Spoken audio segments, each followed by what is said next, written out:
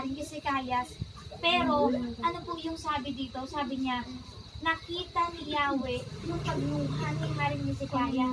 Kaya ang ginawa niya, pinabalik niya si Isaiah. Ang sabi niya, ito ay ipasabi mo kay Haring Hezekiah.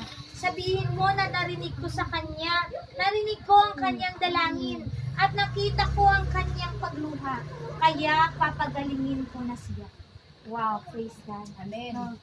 God is the God who answered prayer. Tama po ba? Amen. Alam ko po mga kapatid, kuya, na ate, nang nalaman mo yung sitwasyon ni kuya, alam ko grabe yung panalangin natin. Tama? Grabe yung pagtawag natin, nanay, sa Panginoon. Grabe yung mga tanong natin, Lord, bakit? Diba, bakit nangyari to? Diba, sa amin? Diba, bakit namin naranasan yung ganitong katinding pagsubok? Minsan nga, masasabi pa natin, Lord, ano ba yung ginawa kong pagkakamali, diba? No, minsan ang dami nating mga tanong, pero wala tayong ibang ginawa kundi ang kumapit lang talaga sa Panginoon.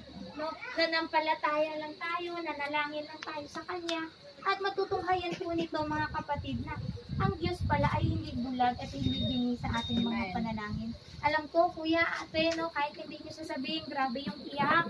No, kasi unang-una, saan namin kukuhanin yung ganong kalaking halaga? Diba? Na tayo pala mga kapatid, pag pala tayo ay nakakapit sa Diyos, kapag pala tayo ay patuloy na tumatawag sa Kanya, hindi pala kaya ng Diyos na babaliwalain tayo. Hindi kaya ng Diyos na babaliwalain yung ating mga luha. Tama po ba? Ganun pala kabuti yung Lord. Like in the life of King Hezekiah. Sabi dito, narinig ko ang kanyang panalangin at nakita ko ang kanyang pagluha. At ano po yung nangyari mga kapatid? Naantig yung puso ng Panginoon. At sabi po dito, pagagalingin ko siya. At hindi pa yun. In verse 6, sabi dito, mabubuhay pa siya ng 15 taon. Hindi lamang iyan, ililigtas ko siya at ang lungsod na ito sa kamay ng Haring Assyria.